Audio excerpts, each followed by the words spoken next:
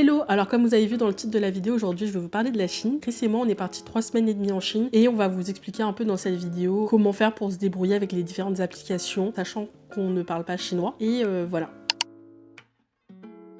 Pour le VPN et la carte SIM. Faut savoir qu'en Chine, les applications qu'on utilise quotidiennement, type WhatsApp, Instagram, Facebook, etc. sont bloquées là-bas, ce qui fait qu'on est obligé d'utiliser un VPN. Dans notre cas, on s'est un peu renseigné et celui qui ressortait le plus souvent, c'était Let's VPN qui marche le mieux en Chine. Et vous avez le choix entre deux abonnements disponibles, soit l'abonnement standard, soit le Platinum. Nous, on a pris Platinum, qui a coûté 10 € pour 30 jours. Ensuite, pour avoir Internet, vous avez 3 options. La première, c'est la carte SIM physique. Vous avez Internet, un numéro de téléphone chinois. La deuxième option, c'est la carte eSIM, qui n'a pas de numéro de téléphone chinois, mais qui a Internet et un VPN intégré. Et la troisième option, c'est si vous avez un forfait free, vous avez 30 Go dispo en Chine, et du coup, vous n'avez pas besoin de VPN parce que c'est directement relié au réseau en France. Je vais me pencher plutôt vers les deux premières options, puisque c'est ce qu'on a utilisé. Chris a pris la carte SIM physique, et moi, j'ai pris la carte eSIM. Donc, au niveau de la carte SIM physique, alors, où est-ce qu'on l'a prise? En sortant des bagages, là, vous allez à droite, et ensuite, vous avez des stands de carte SIM. Sur forfait, c'était un numéro de téléphone chinois compris, avec 130 Go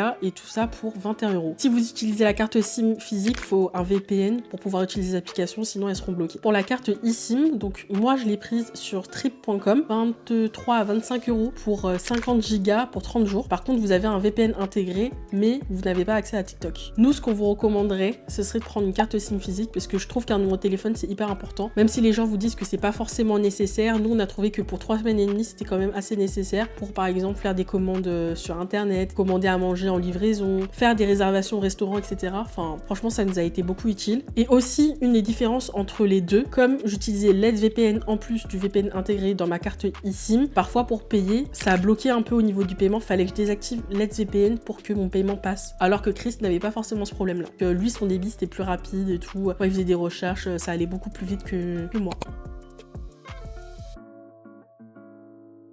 Pour le paiement, comment ça se passe? Alors en Chine, ils utilisent peu d'espèces ou quasiment pas du tout. Pas de carte bancaire, pas Apple Pay, Samsung Pay, etc. Ça n'existe pas là-bas. Tout se fait sur 2 applications. C'est soit Alipay, soit WeChat. Nous, on a plus utilisé WeChat. On va vous expliquer pourquoi par la suite. Mais en vrai, les 2 applications fonctionnent pareil. Avant d'arriver en Chine, on vous conseille absolument de configurer vos comptes, faire la vérification d'identité avec votre passeport, etc. pour que il n'y ait pas de problème en arrivant là-bas, quoi. Et aussi de relier votre carte bancaire sans frais. Donc une carte type Revolut, Bourso, N26, etc. Enfin, des cartes sans frais, quoi. Une fois que la configuration des applications a été faite, des QR codes seront générés sur votre application. Donc, si vous voulez payer, vous avez 2 options. Soit vous montrez votre QR code via WeChat ou Alipay, et dans ce cas-là, le commerçant va le scanner et ensuite ça vous débite automatiquement. Ou alors, il vous montre un QR code, c'est à vous de scanner via l'application WeChat ou Alipay ce QR code et ensuite vous tapez le montant qui vous aura communiqué le vendeur et ça va débiter votre compte. Tous les QR codes que vous allez avoir, ça se fait directement sur les applications Alipay ou WeChat. Donc ne scannez pas avec votre appareil photo puisque ça marchera pas dans tous les cas. Vous avez aussi la fonction de traduction. Sur WeChat, vous avez les 3 petits points en haut et vous faites traduire la page. Ou sur Alipay, vous avez un petit menu flottant où il y a écrit traduire la page et ça traduit. La traduction, elle est pas hyper bien, mais au moins ça fait le taf.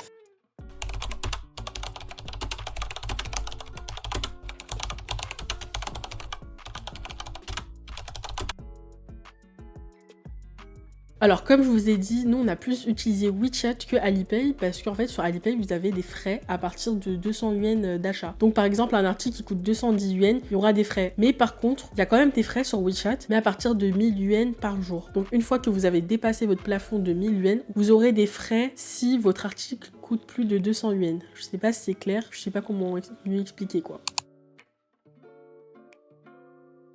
Comment prendre un taxi? Didi, ça marche comme Uber en vrai. Vous vous inscrivez avec votre numéro de téléphone, donc soit avec votre numéro de téléphone français, soit avec votre numéro de téléphone chinois, peu importe, dans les 2 cas ça va marcher pour nous. Et il faut bien retenir les 4 derniers chiffres de votre numéro de téléphone parce que c'est ce qui va vous identifier quand vous allez monter dans la voiture. Le conducteur va vous demander c'est quoi les 4 derniers chiffres de votre téléphone et voilà. Pour commander un Didi, c'est assez simple. Vous mettez votre pick-up point. Si vous avez activé la localisation, ça va se faire automatiquement, après vous réajustez si besoin. Et vous mettez votre lieu d'arrivée. Une fois que c'est fait, vous avez plusieurs choix de Didi, donc économie, standard, taxi, etc. On vous conseille soit de prendre économie, soit de prendre standard. Économie, parce que c'est le moins cher. Standard, c'est quand il y a vraiment plus d'économie. Et ne prenez pas taxi parce que ça va vous rajouter des frais. Le taxi, il rajoute des frais s'il veut, quoi. Et pour payer le Didi, c'est un peu différent. Vous payez pas avant, vous payez à la fin de votre course. Donc une fois à votre lieu d'arrivée, vous sortez de la voiture, vous allez recevoir une notification sur vos téléphones pour dire de payer. Donc vous cliquez sur la notification, ça va vous emmener sur un truc de paiement, de régler votre course et ensuite vous choisissez soit Alipay, soit WeChat pour payer. Chris a déjà oublié de payer une fois directement. 15 minutes plus tard, le chauffeur l'a appelé pour lui dire qu'il fallait payer. Et après, c'est passé.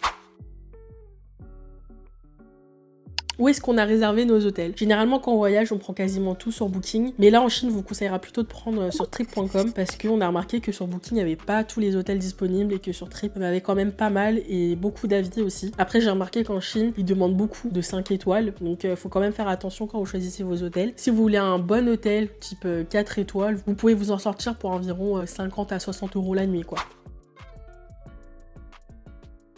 Comment prendre le train? Au niveau de la réservation des trains, nous on voulait pas se prendre la tête et on a réservé sur trip.com. On a essayé de réserver sur le site officiel en Chine, mais ça marchait pas. Du coup, on s'est rabattu sur trip.com. Vous mettez bien la gare de départ, la gare d'arrivée, la plus proche, est, ouest, nord ou sud. Et pareil pour la gare d'arrivée. Si vous réservez sur trip.com, vous avez quand même des frais de réservation. Donc ça va de 2 à 4 € je crois en fonction des trajets. Mais comme vous voulez pas se prendre la tête, c'était plus simple comme ça, quoi. Et en fait, il faut savoir que votre billet pour le train, c'est votre passeport. Donc quand vous faites la réservation, ne vous trompez pas sur votre numéro de passeport, hein. Pour prendre le train, on vous conseille d'arriver entre 40 minutes et à 1 heure en avance selon la taille des gares. Si c'est la gare principale, on vous recommande plutôt de venir 1 heure en avance. Si c'est une petite gare, 30 à 40 minutes avant, parce qu'en fait, il y a des contrôles de sécurité. Une fois que vous avez passé votre contrôle de sécurité, ça marche comme une gare normale. Vous regardez le quai de votre train, ils appellent le train 10 à 15 minutes avant le départ. À partir de là, tout le monde fait la queue. Si vous avez un passeport étranger, je vous conseille plutôt de faire la queue là où il y a des agents. Parce qu'en fait, selon les bornes, où vous passez votre passeport, ça ne marche pas. Donc vous devez refaire la queue. Alors que si vous passez direct avec l'agent, c'est lui qui vous ouvre la porte, il fait pour vous, quoi. Et une fois que vous avez passé les portiques, vous dirigez vers la voiture, votre siège, etc. Comment prendre le métro? Alors je sais qu'il y a plusieurs façons de le prendre, mais nous on a utilisé l'application Alipay puisque c'était beaucoup plus simple. Comme on vous a dit de bien configurer les deux applications WeChat et Alipay. Alipay c'est utile pour le métro. Pour avoir votre billet de métro côté transport, il y a un QR code qui va être généré et ce sera votre ticket de métro. Vous le scannez avant les portiques et après une fois que vous ressortez, vous rescannez encore le QR code. Comment commander à manger en livraison? Alors ça a été hyper utile pour nous parce que parfois on avait la flemme de sortir. Et vous avez plusieurs applications de livraison à manger, il me semble. Sauf que la plus connue c'est Meituan. Faut savoir que sur l'App Store France, l'application n'existe pas. Comment on a fait pour se faire livrer à manger? On est passé par l'application Alipay. Sur Alipay et WeChat, vous avez des mini-applications. Ça a marché que sur Alipay. Tapez Meituan sur la barre de recherche et là où il y a le logo du petit lapin, vous cliquez dessus. Et sur la barre de recherche, vous tapez ce que vous voulez manger. Par exemple, KFC, du poulet ou des nouilles, etc. En chinois, bien sûr. Et dans l'adresse de livraison, vous mettez bien l'adresse de l'hôtel et votre numéro de chambre et l'étage de votre chambre. Par contre, sur WeChat, la mini-app Meituan ne marche pas parce qu'en fait, il faut payer avec le portefeuille WeChat. Il faut avoir un compte bancaire chinois. Du coup, ça marchait pas. Et j'ai oublié de préciser, mais pour commander à manger en livraison, un numéro de téléphone est indispensable.